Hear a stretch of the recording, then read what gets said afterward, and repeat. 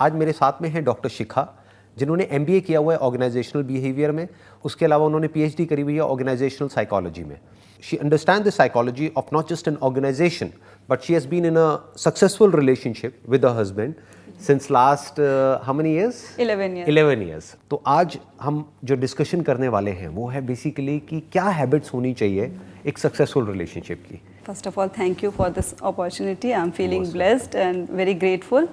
और मुझे सबसे अच्छी बात ये लग रही है कि आपने जो इस प्लेटफॉर्म से सबको बताने का जो अपना इनिशिएट लिया है कि habits of a successful relationship, this is something जो हमने स्कूल में नहीं सीखा, समथिंग जो हमने कॉलेज में नहीं सीखा, हमने प्रोफेशनल ट्रेनिंग्स में भी नहीं सीखा, एंड इनफैक्ट हमारी फैमिली में भी हमें कोई नहीं सिखाता है ना। और हमें सिखाता कौन है?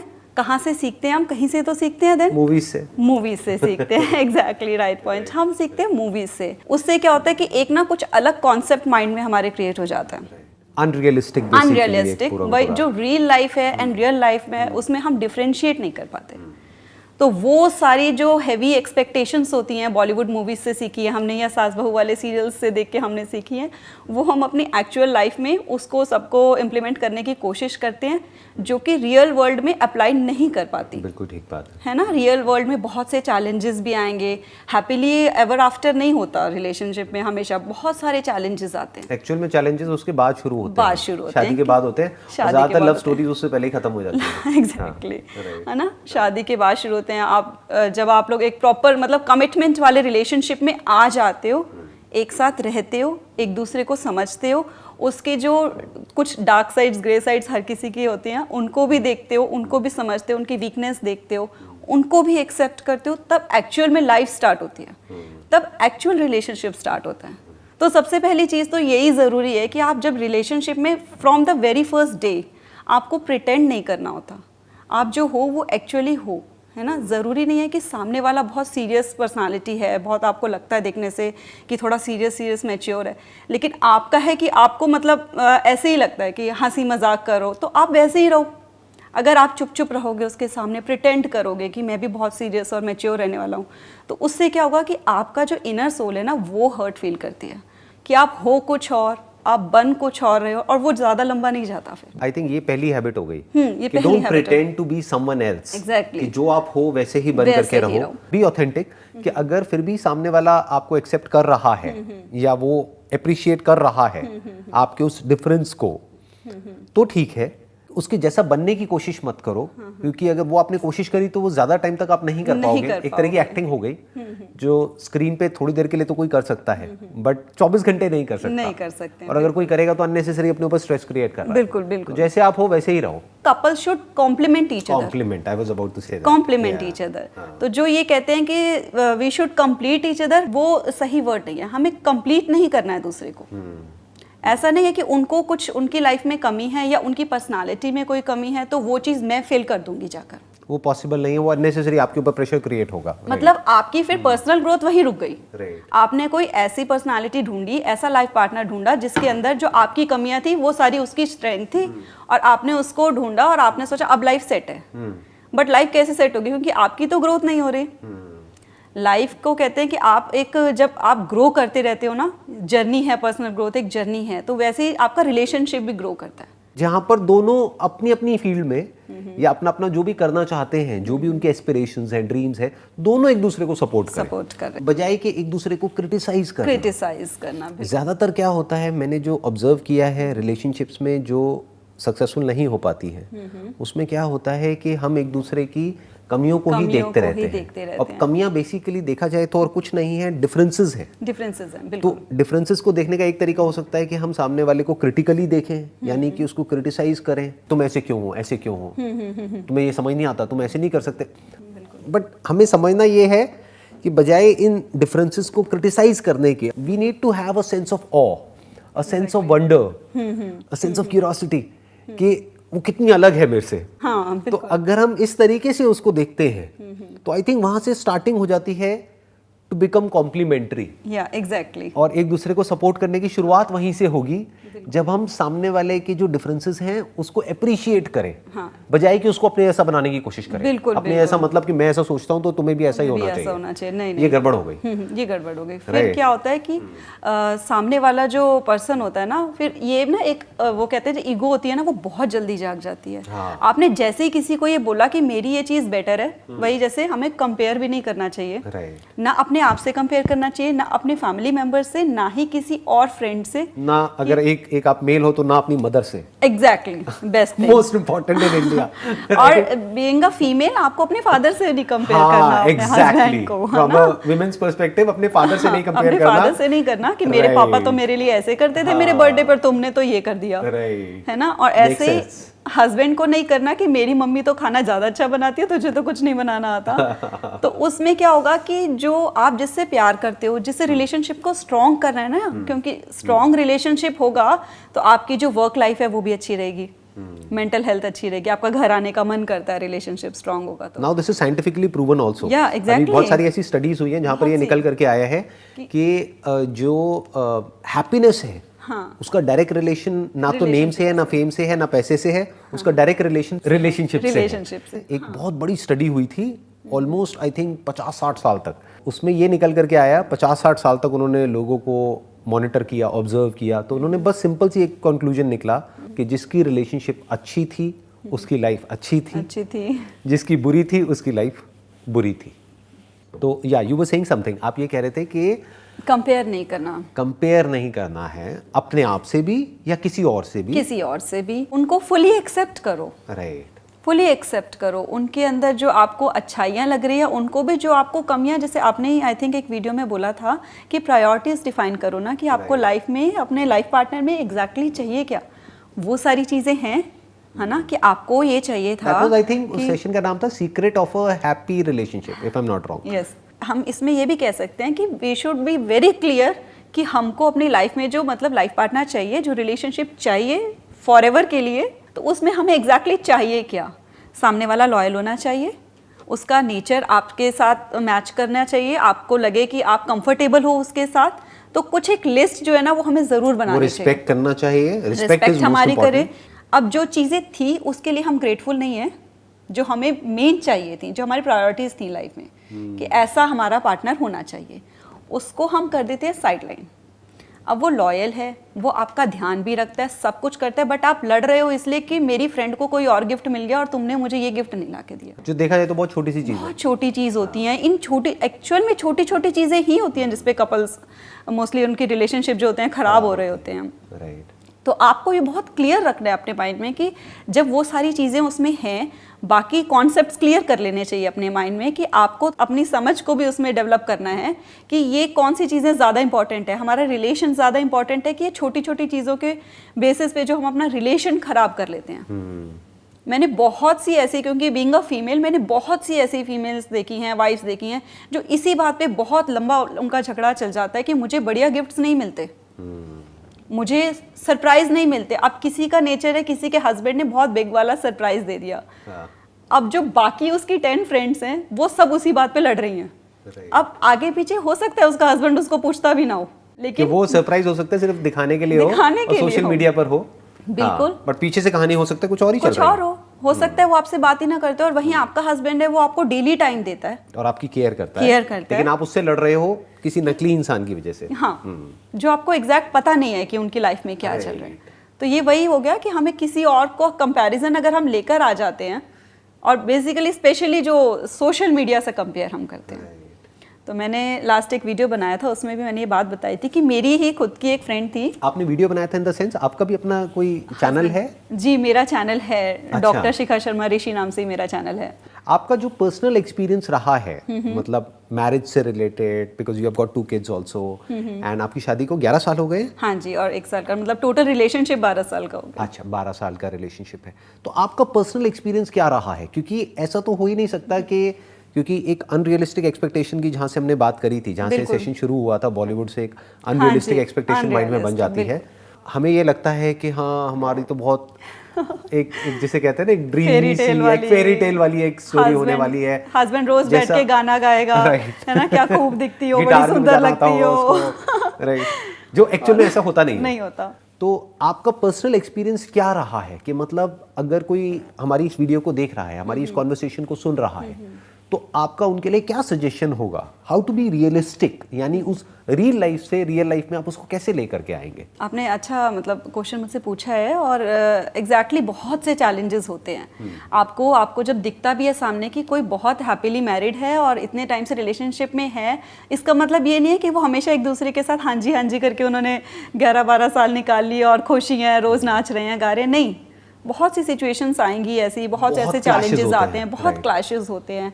और धीरे धीरे ना, जब हम अगर इस चीज़ को, अगर हमें पता होता है कि हमारी प्रायोरिटीज़ डिफाइंड होती हैं कि इस पर्सन में वो सारी चीज़ें हैं, तो क्या है कि आपके जो क्लैशेस भी होते हैं ना, तो आपको उस चीज़ में ये फोकस रखना होता है कि पर ये पर्सन नहीं मैंने छोड़ना, ये सबसे ऊपर है। क्योंकि इस पर्सन में वो चीज़ें हैं, क्वालिटीज़ हैं, जो प्रायोरिटीज वाली बात करी जाए, क्योंकि जो मोस्ट इंपॉर्टेंट चाहिए होता है लाइफ में, वो तीनों इसके अंदर है, वो हैं जी।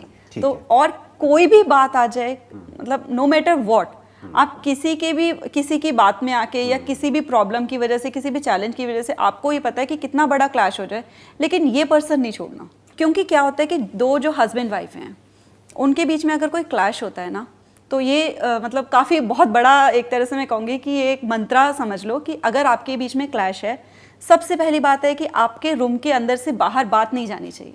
बिल्कुल ठीक बात। अब लड़की अपनी फैमिली में जाके बताएगी और लड़का अपनी फैमिली में जाके बताएगा, तो आप तो उनके राजे बेटे हो ना, वो उसको सपोर्ट करेंगे, वो उसको सपोर्ट करेंगे। हाँ। क्योंकि कोई भी नहीं चाहता, मेरी बेटियां अगर वो मुझे आकर बताएंगी तो मैं भी नहीं चाहती ना कि मेरी बेटी किसी बात को लेके दुखी हो।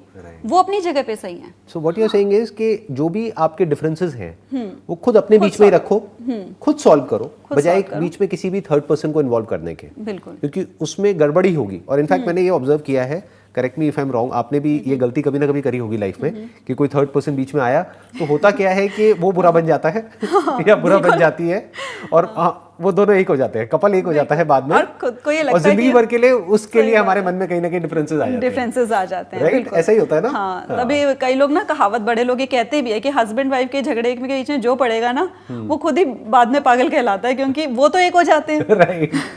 फिर वो दोनों मिलके बुराई करते हैं, हाँ वो कुछ ज्यादा बोल गया उसको ऐसा नहीं बोलना चाहिए था। क्योंकि अंदर फिर, क्योंकि अगर आप किसी से प्यार करते हो ना, तो आपका जब मेन मोटिव होता है किसी को बीच में लाने का, वो ये होता है जब हमारी ईगोज बड़ी हो जाती हैं, तो हम दूसरे को इसलिए लेकर आते हैं कि वो ये प्रूव कर दे कि मैं सही था और ये गलत था और इसको चुप करवा दो। एग्जैक्टली। वो होता नहीं है। हर एक ने अपना अपना स्टैंड ले लिया होता है, अपना ले लिया होता है ना। तो आप जितना ज्यादा कोई और आपका स्टैंड लेगा, वो सामने वाला आपका लाइफ पार्टनर आपसे और दूर होगा, और प्लस वो भी दुश्मन बन जाएगा, वो भी बन जाएगा। बिल्कुल।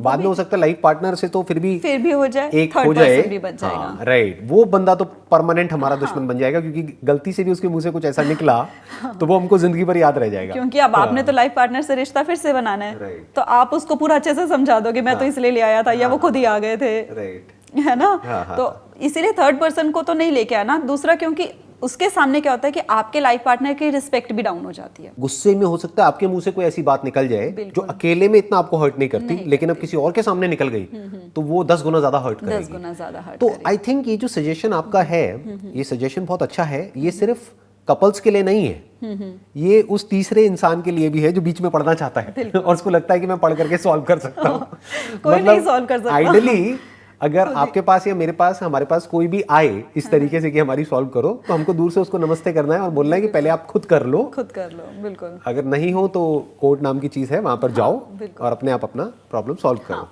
वो भी मतलब अगर ऐसा है ना कि बहुत ही ज्यादा टॉक्सिक रिलेशनशिप चल रही है, कि मारपीट हो रही है और झगड़े और मतलब बहुत हायर लेवल पे हो रहे हैं, कि बच्चों पे भी इफेक्ट पड़ रहा है, तो वहां पर आप मतलब हेल्प सॉर्ट आउट कर सकते हो, किसी की या पुलिस की या कोर्ट की, वहां पर लेनी होती है। लेकिन ये जो नॉर्मल डेली रूटीन के थोड़े बहुत छोटे मोटे क्लैशेस होते हैं, और जो छोटी मोटी बातें होती हैं, उनको भी जितना हो सके ना, भी आप रात को सोने से पहले सॉर्ट आउट कर लो। I think that's a very good point. अभी जो आपने बोला कि अपने कुछ रूल्स बना लो।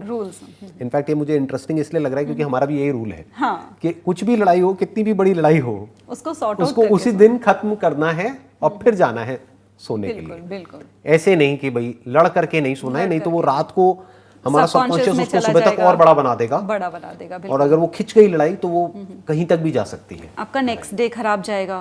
फिर क्या है कि आप हो सकता है कि आप पहले तो बात करके सॉल्व कर सकते थे, लेकिन आपको इतना लंबा पीरियड जो है रात का पूरा चुप रह के आपने निकाल दिया, सब कुछ शांत है और आप अपने अंदर ये बातें कर रहे हो, जो नेगेटिव बातें कर रहे हो अपने रिलेशनशिप को लेके, वो सबकॉन्शियस सुन रहा है उस टाइम, और वो कहीं ऐसे कॉर्नर में जाकर फीड हो जाती हैं। तो जो मोस्टली लड़ाइयों में निकल कर आती है ना बातें, पिछली लड़ाई की और 10 साल पहले की लड़ाई की, वो सारी वहीं से ही स्टोर होके निकल कर आती हैं।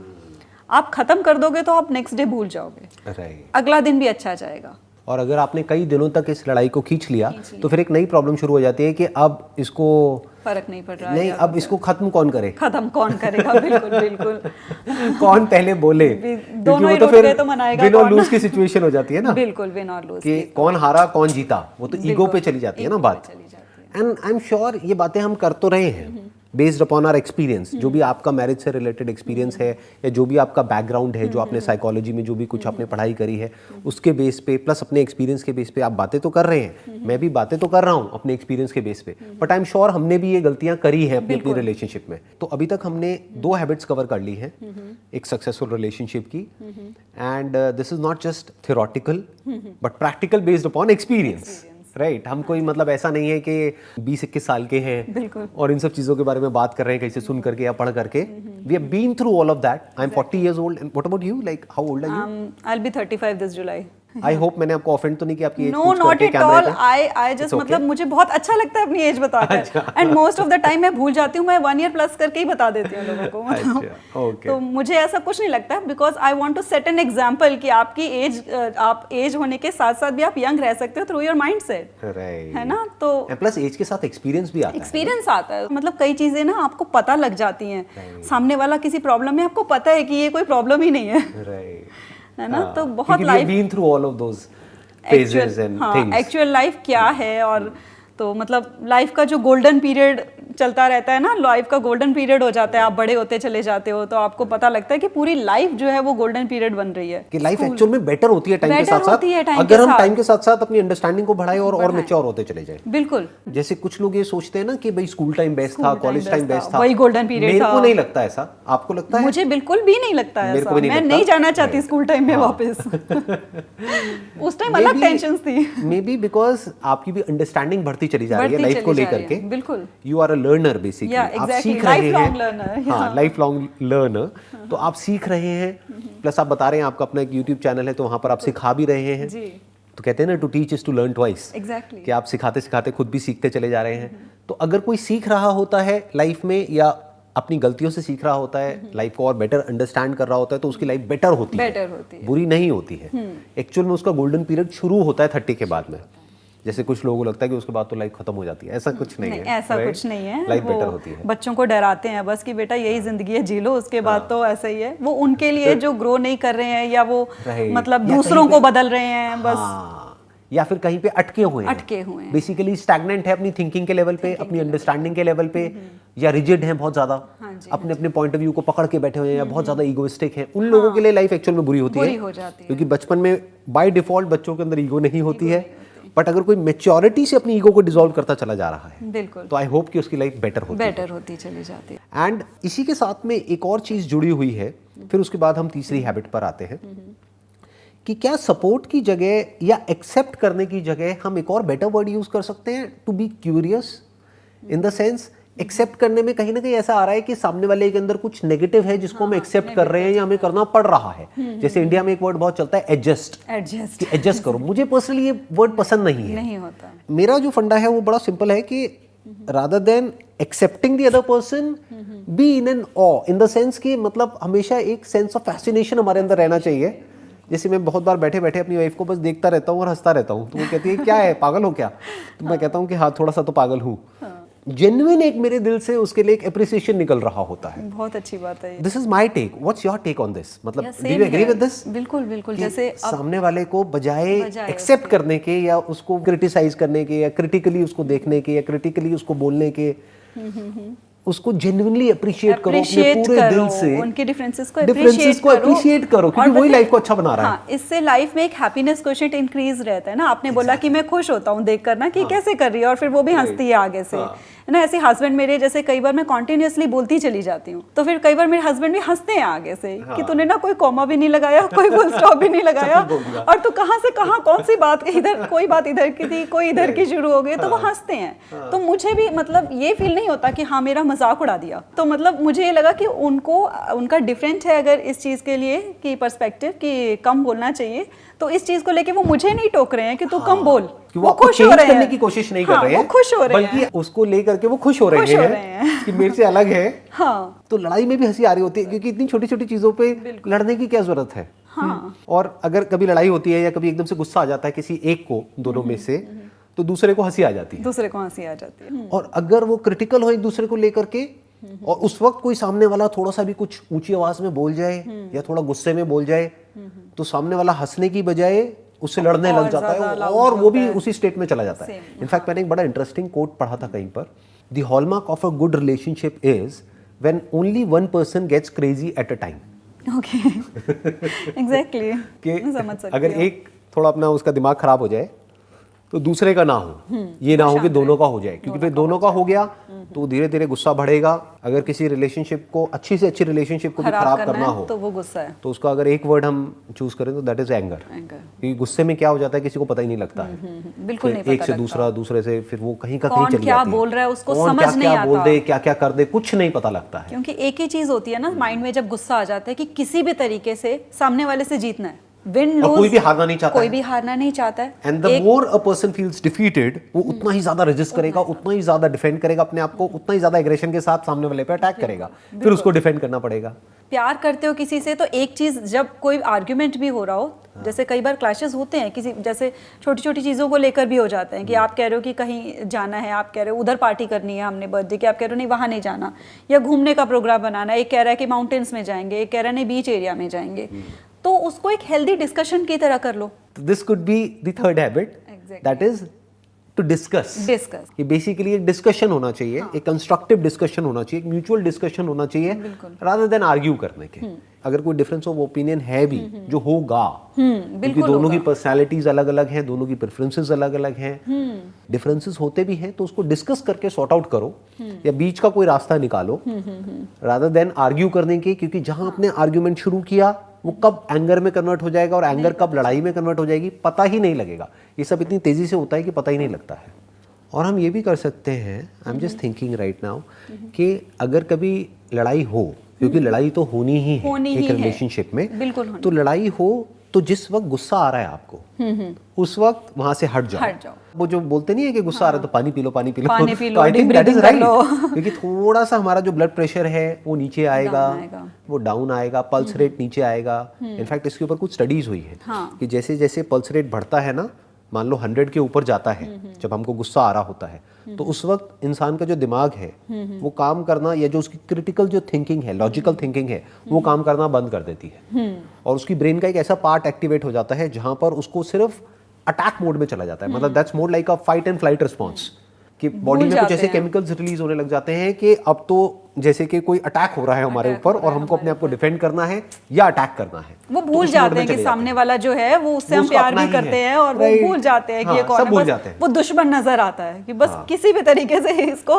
हराना है मुझे। और चाहे मैं कुछ भी मतलब कहते हैं उस टाइम पे ना, कई लोग ऐसी ऐसी बातें निकाल के ले आते हैं जिसका कोई मतलब नहीं होता, कोई मतलब नहीं है आपका। एक जैसे हम इसी की बात कर रहे हैं कि गुस्से में एक तो हमें अपनी वॉइस रेज नहीं करनी सामने वाले से बात करते हुए, दूसरा कि अगर बहुत गुस्सा आ रहा है और लग रहा है कि कुछ और ही बोल रहे हैं, थोड़ी देर के लिए हट जाओ, पानी वानी पी के वापस आ जाओ। उस वक्त क्या करना है कि वहां से चले जाओ वहां पर, हाँ थोड़ी देर के लिए, फिर थोड़ी देर बाद जा करके अपनी वाइफ को, आजकल तो इतनी इमोजीज हैं, बिल्कुल इतना कुछ है, कुछ भेज दो, वो भेज दो, बस सामने से भी कुछ आ जाएगा। अगर आप बहुत ही ज्यादा इगोइस्टिक हो, कई बार जैसे मेरी कई बार हो जाती है ईगो, मुझे लगता है कि नहीं बोलूंगी, सबकी होती है, हाँ नहीं बोलूंगी, तो फिर जब मुझे थोड़ी देर हो जाती है फिर मुझे लगता है कि मनाने भी नहीं आ रहे, और नहीं मनाया तो ज्यादा लंबी खिंच गई तो तो फिर पहले क्या होता था, जो मोस्टली फीमेल्स के पास होता है ना कि रोना शुरू कर दो, अब तो मना लेके। वो भी थोड़े टाइम के बाद जब आप मैच्योर होना शुरू होते हो तो पता लगता है यार लड़ाई तो सॉर्ट आउट हो जाती है, अगले दिन पूरा दिन सिर दर्द होता है रोने की वजह से। तो रोना भी वो गिव अप कर दो। और उसके बाद यही है कि अगर ईगो इतनी ज्यादा है कि आपसे बोला नहीं जा रहा, सामने जाके फेस नहीं किया जा रहा, तो आपके पास फोन है, व्हाट्सएप करो, इमोजीज भेजो, GIF है वो भेजो, कोट्स निकाल कर भेजो, गुस्सा आ रहा है तो बात करने की बजाय उस वक्त अपने मोबाइल को यूज करके लिख दो, क्योंकि लिखने में एटलीस्ट आपका वो जो टोन ऑफ वॉइस है ना, जो एंगर के टाइम पे कन्वर्ट हो जाती है, वो नहीं होगी। एटलीस्ट एक्सप्रेशंस तो नहीं दिखेंगे, एक्सप्रेशंस नहीं दिखेंगे और उसकी आवाज नहीं सुननी पड़ेगी, उससे सामने वाला इरिटेट नहीं होगा। दूर दूर चले जाओ और लिख करके अपनी लड़ाई को सॉल्व करो। जो भी करना है, जो भी मन की बात है, लिखते जाओ लिखते जाओ लिखते जाओ, और सामने वाले को भी लिखने दो, वो भी कुछ ना कुछ लिखेगा या लिखेगी। इसमें एक चीज़ और है कि जैसे विन एंड लूज वाली होती है, हमें लगता है कि अगर हम जीत जाते हैं यानी कि सामने वाले को हमने गलत प्रूव करना है।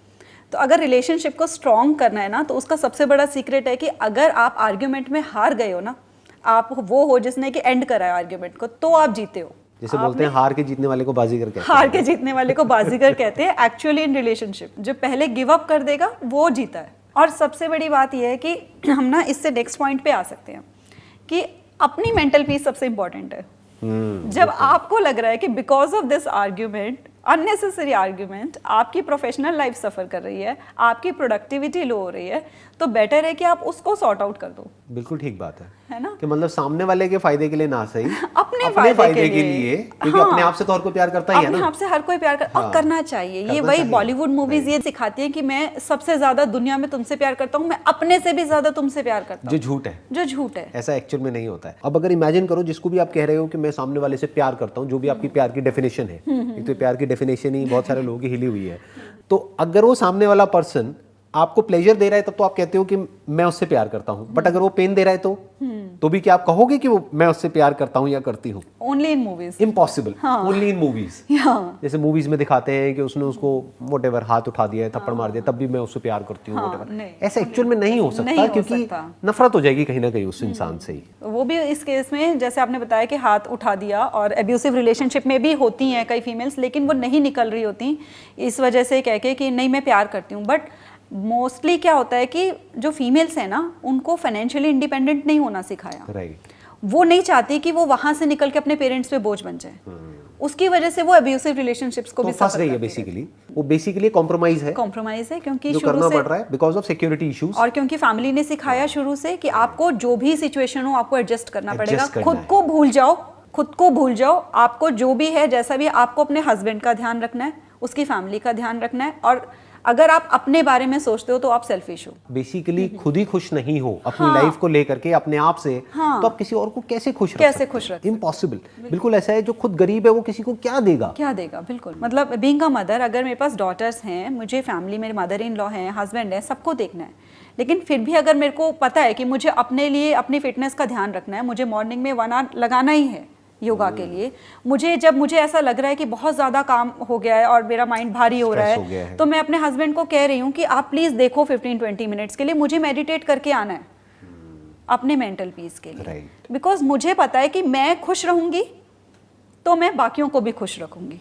तो अभी तक हमने 3 हैबिट्स डिस्कस करी है, और तीसरी हैबिट थी डिस्कशन, यानी कि आर्ग्यू नहीं करना है, डिस्कस करना है, क्योंकि आर्ग्यूमेंट से एंगर जनरेट होता है। एंगर सारी प्रॉब्लम्स की जड़ है एक रिलेशनशिप में।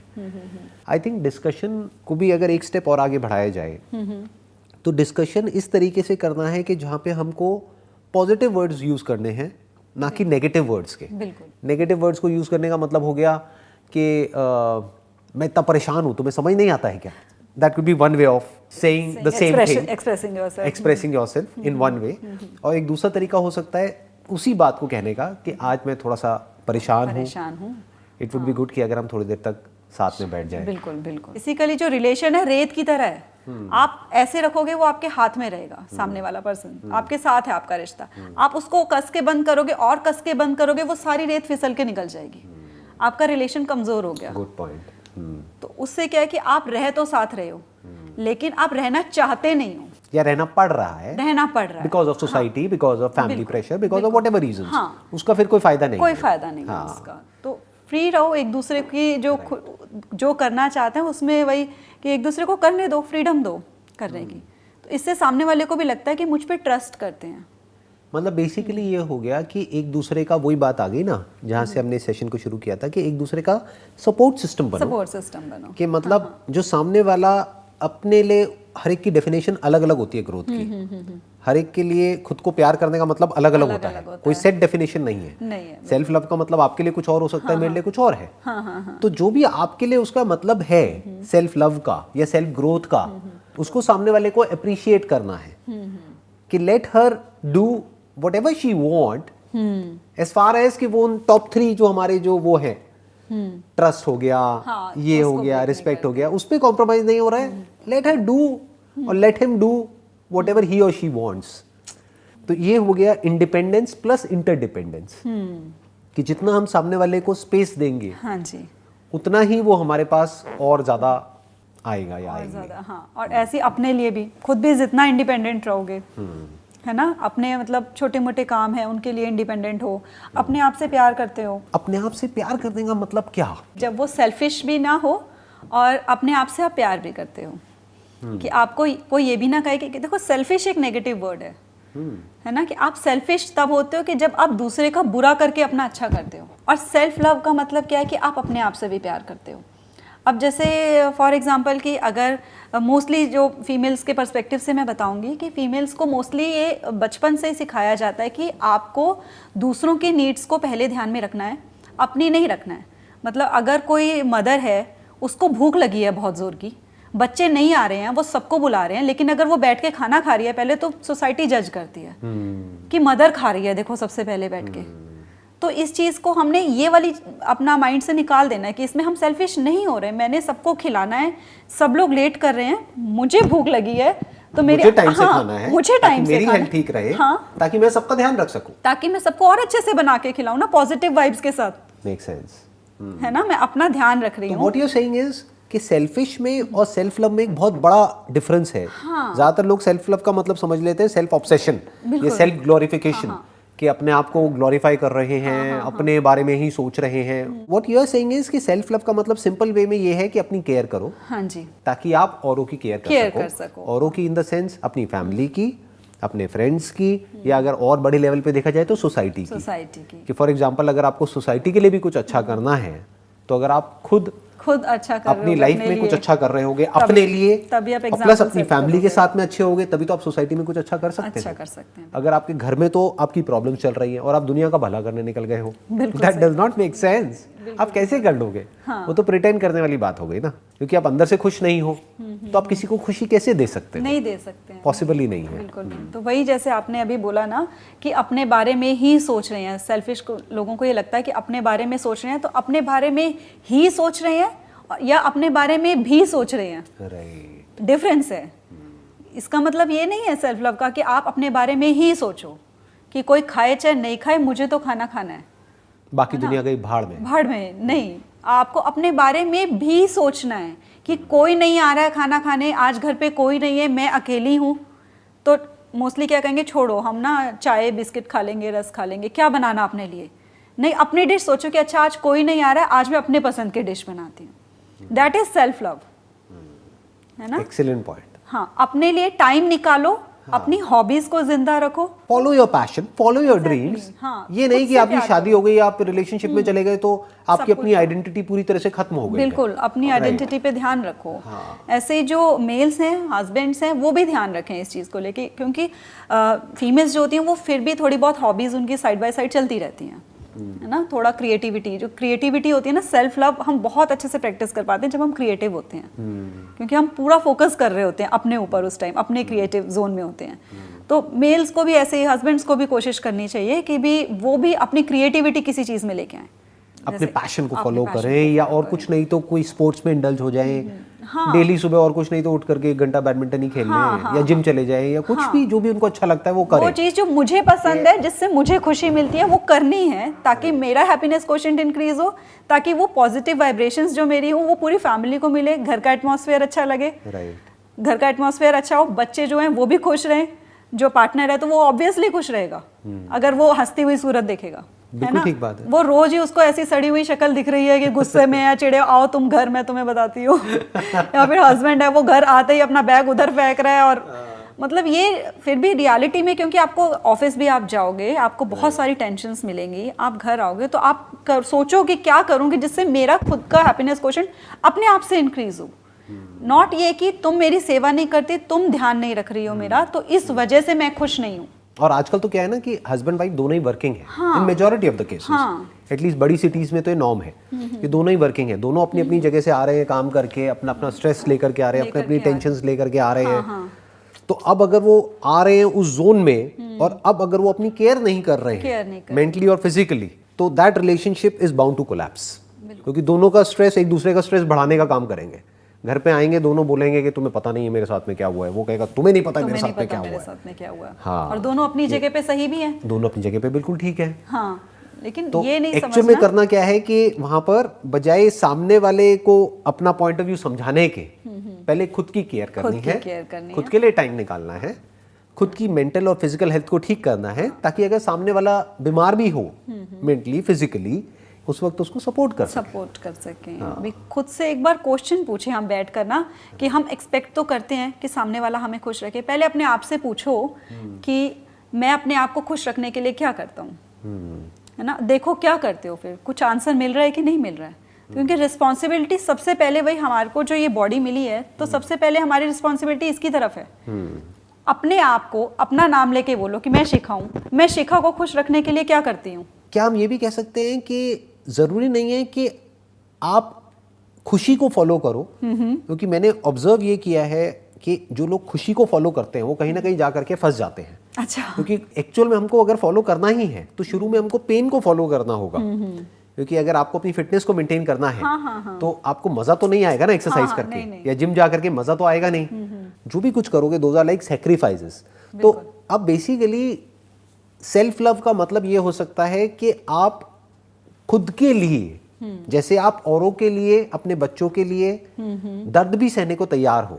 स्पेशली एक जो माँ होती है वो एक बच्चे का दर्द महसूस कर लेती है और बच्चे के लिए दर्द सह लेती है ताकि बच्चे को कोई दर्द ना हो, बच्चे को कोई प्रॉब्लम ना हो। इसी तरह से सेल्फ लव का मतलब ये हो सकता है कि आपको चाहे खुद को फिजिकली, इमोशनली, मेंटली पेन भी देना पड़ रहा है तो दो। हाँ, उस पेन में भी, क्योंकि फिर हमें खुशी मिलती है, क्योंकि पेन से निकल करके ही आप एक फिटनेस वाली स्टेट तक, फिजिकल मेंटल फिटनेस को अगर अचीव करना है तो ऐसे ही नहीं हो जाएगा, ऐसे ही खुशी नहीं मिल जाएगी। बिल्कुल। फॉर एग्जाम्पल अब ये हमारी कॉन्वर्सेशन हो रही है, इसको कोई अगर देखेगा और उसको आदत नहीं है इतने लंबे पॉडकास्ट सुनने की या देखने की, वो परेशान हो जाएगा, उसको इमोशनली, साइकोलॉजिकली उसको एक टॉर्चर के जैसा लगेगा। ये वो कहेगा ये क्या बातें हो रही है, क्योंकि आजकल लोगों की आदत क्या है, इंस्टेंट ग्रेटिफिकेशन। उनके लिए खुशी का मतलब क्या है कि एक वीडियो देखी, एक सॉन्ग सुना, उसके बाद दूसरा सॉन्ग, तीसरा सॉन्ग अपने आप ऑटो प्ले पे चलता चला जा रहा है, अटेंशन स्पैन ऑलमोस्ट जीरो है। तो अब हो सकता है इस सेशन को समझने के लिए उनको एफर्ट करना पड़े, उस साइकोलॉजिकल पेन से होकर के गुजरना पड़े। बिल्कुल। तो उनको ये भी सहना पड़ेगा अगर एक्चुअल में वो खुद से प्यार करते हैं। बिल्कुल, कि आप अपने लिए एक्स्ट्रा माइल भी जा रहे हो कि नहीं, अपने लिए भी। एग्जैक्टली। औरों के लिए तो हर कोई जाता है, औरों के लिए इन द सेंस अपने बच्चों के लिए तो एक माँ जाने को तैयार है, बट सेल्फ लव का असली मतलब ये है क्या वो माँ अपने खुद के लिए भी साइकोलॉजिकल, फिजिकल और वो सारे पेन सहने को तैयार है, ताकि वो खुद को मेंटली और फिजिकली फिट रख सके, जिससे कि वो औरों का ध्यान रख सके। तब हम कह सकते हैं कि एक्चुअल में वो खुद से प्यार करती है और औरों से भी प्यार करती है। बिल्कुल। सेल्फ लव का मतलब ये नहीं है कि हम प्लेजर्स में इंडल्ज हो जाएं, हाँ, नहीं, बल्कि वो मतलब नहीं, असलियत में ये है, क्योंकि नहीं तो होगा क्या, सेल्फ लव का मतलब हम क्या समझेंगे, फॉर एग्जांपल कोई बंदा है वो कहेगा कर लेता हूं और उससे मुझे और ज्यादा हैप्पीनेस मिलेगी। हाँ, नहीं, वो भी एक एग्जांपल हो गया। नहीं तो एक simple example day to day basis पे अगर इसको रिलेट किया जाए, सेल्फ लव का मतलब लोग क्या निकाल सकते हैं कि यार मैं ऑफिस से बहुत थका हुआ आता हूँ तो डेली रात को अगर 2-4 पैक लगा लिए तो क्या जाता है, बिल्कुल मेरे को अच्छा लगता है ना, मुझे अच्छा लगता है, आई लव माई सेल्फ, है ना, मैं अपने लिए क्या इतना नहीं कर सकता। आप समझ गए वो क्या कर रहा है बंदा, वो जस्टिफाई कर रहा है अपनी एक गलत हैबिट को, जो लॉन्ग टर्म में ना उसके लिए अच्छी है ना उसकी फैमिली के लिए अच्छी है। तो एक्चुअल में ऊपर ऊपर से लग रहा है देखने में कि वो खुद से प्यार करता है, ना वो खुद से प्यार करता है ना अपने बच्चों से और अपनी फैमिली से प्यार करता है। क्योंकि अगर एक्चुअल में करता होगा तो वो उस आदत को छोड़ेगा और कोई नई आदत बनाएगा। शॉर्ट टर्म में हो सकता है उसको दर्द भी होगा, लेकिन लॉन्ग टर्म में वो दर्द अच्छा है उसके लिए। क्योंकि आप बेटर वर्जन बनते हो, बेटर वर्जन तभी बनोगे ना जब आप पेन को सहने के लिए तैयार होगे। बिल्कुल सही, नहीं तो बन ही नहीं सकते। बिल्कुल सही बात है। That may be the definition of self love. ये हो गई हमारी चौथी habit. Last but not the least, 5वीं हैबिट अगर आपको कुछ बोलनी हो तो वो क्या हो सकती है? तो जैसे हम बैंक में बैलेंस रखते हैं, अमाउंट होता है डेबिट एंड क्रेडिट। आप ये मेंटालिटी रखो कि जब आपका आर्ग्यूमेंट हुआ, क्लैश हुए, जो कि नॉर्मली होंगे लाइफ में, हैप्पीली एवर आफ्टर भी क्लैशेस होते हैं, सबके होते हैं, मेरे होते हैं, सर के होते हैं, मतलब ऐसा नहीं है कि किसी के नहीं होते होंगे, सबके होते हैं। आपको ये देखना है कि आपका अगर क्लैश हुआ, छोटा मोटा ऐसी आपकी कोई बात हुई जिसकी वजह से डिफरेंसेस आए, तो आपने उसको कैसे दोबारा से फिल करना है। जो आपका बैंक बैलेंस है वो डेबिट हो गया वहाँ से अमाउंट। यहाँ पर मेरे को एक रिसर्च याद आ रही है इस पॉइंट पे, ये जो पॉइंट अभी आप कह रहे हैं, इस पे एक रिसर्च भी हुई है बहुत बड़ी। मतलब एक डॉक्टर हैं जिन्होंने 3000 कपल्स के ऊपर एक बहुत बड़ी रिसर्च करी है, जहाँ पर ये निकल करके आया है कि अगर आपका एक कॉन्फ्लिक्ट होता है तो उसको कॉम्पेंसेट करने के लिए आपको 5 कुछ अच्छा करना पड़ता है। मतलब अगर आप एक कुछ बुरा करेंगे तो 5 कुछ अच्छा होना चाहिए उसको कॉम्पेंसेट करने के लिए। तो आइडियली ये balance I think it should be around 5:1 और बेटर स्टिल 10:1। हाँ, ये कि मतलब ये नहीं सोचना कि इट विल बी 10:0 कि हमारे तो कोई क्लैशेस ही नहीं होंगे, ऐसा कभी हो ही नहीं सकता। डिफरेंस ऑफ ओपिनियन होगा ही होगा, लड़ाई झगड़े होंगे ही होंगे, क्लैशेस होंगे ही होंगे, बट द पॉइंट इज ये कि उसको कॉम्पेंसेट करने के लिए आपके पास में बैंक बैलेंस कितना है, कि आपके बैलेंस में आपका जो रिलेशनशिप बैलेंस है वो कितना है, कि उसमें कितना एक तरीके से जैसे पैसा पड़ा होता है तो कितना आपके पास में अच्छे जो एक्सपीरियंसेस हैं वो पड़े हुए हैं, अच्छी मेमोरीज क्या हैं, अच्छे एक्सपीरियंसेस क्या हैं, उसको वो फिर कॉम्पेंसेट कर जाएगा, कॉम्पेंसेट करना पड़ेगा। तो कि अगर आपका बैलेंस 100 है और आपने 2 4 5 चीजें कुछ गड़बड़ कर भी दी, राइट, लड़ाई झगड़ा कर भी दिया या कभी कुछ बोल भी दिया तो इतना फर्क नहीं पड़ेगा। बट आपका बैलेंस 0 है, फिर आपने एक भी बात उल्टी बोल दी या कुछ कर दी तो वो मल्टीप्लाई हो जाएगी, माइनस में चला जाएगा। तो इसमें बहुत एक अच्छा टिप होता है, क्योंकि इसमें जब हम थोड़ा टाइम हो जाता है हमारे रिलेशनशिप में तो हमको सॉरी की कोई वैल्यू रहती नहीं है। हमें लगता है कि सामने वाला सॉरी बोल रहा है तो उसको ये कैसे हमें फील हो कि भी हम एग्जैक्टली सॉरी बोलना चाह रहे हैं, हम सॉरी हैं भी कि हम सिर्फ सॉरी बोल रहे हैं। अंदर से अगर फील करवाना चाहते हो, रियलाइज़ करवाना चाहते हो कि एक्चुअली आप सॉरी हो, तो फिर आप उसको कॉम्पनसेट करो। कुछ 5-10 चीज़ें आपको पता है तो वो करो, rather than saying sorry sorry sorry every time। ये एक तरह से रिवॉर्ड और पनिशमेंट हो गया। बिल्कुल, कि जब भी आपने कुछ गलत किया तो आपको 5 गुना उसका देना पड़ेगा। बिल्कुल, तो अपने आप ही आप गलत करना बंद कर दोगे।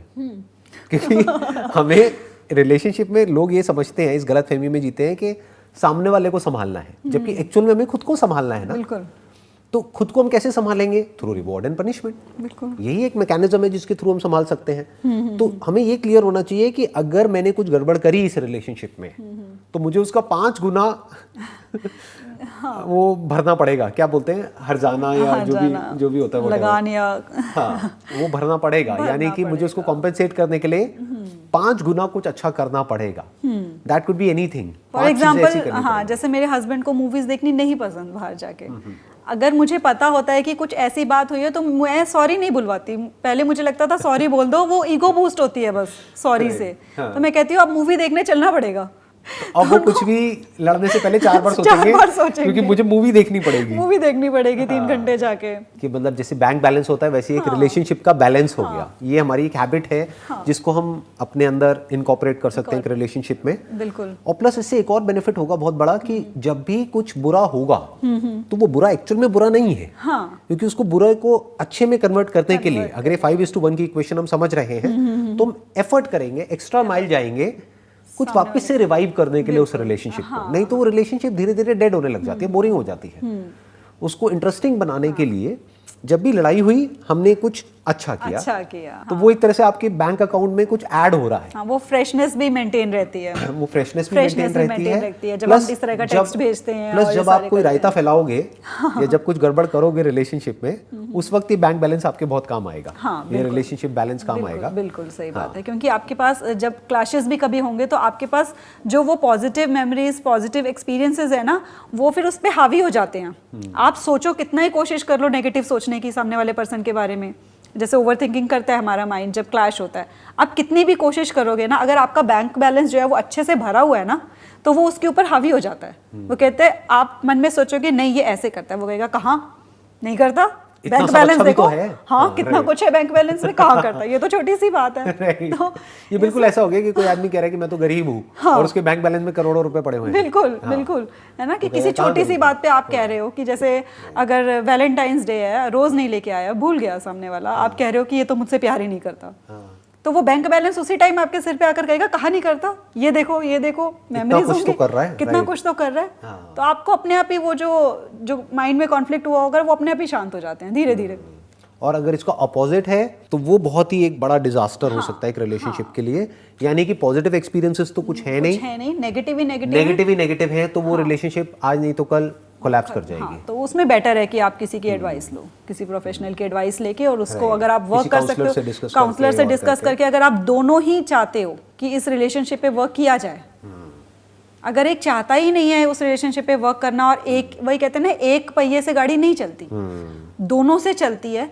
और वो दोनों पहिए भी देखें, अगर हम पटरी पे चल रहे होते हैं तो वो दोनों साथ साथ पैरेलल चलेंगे। अगर ये सोचेंगे हमारे लाइफ पार्टनर से हम ज्यादा बेटर हैं, यानी एक पहिया बड़ा है और एक पहिया छोटा है, तो नहीं चलेगी, तो भी गाड़ी नहीं चलेगी। बिल्कुल ठीक बात है। That has to be equal, तो ही आप not just verbally but actually. हाँ, इक्वल एफर्ट्स दोनों को फील होना चाहिए कि वी आर इक्वल। हाँ जी, इक्वल एफर्ट्स होने चाहिए आपके रिलेशनशिप को लेके, तो तभी वो जो पटरी पे गाड़ी है ना वो सीधी तरह से चलती है, स्मूथली चलती है।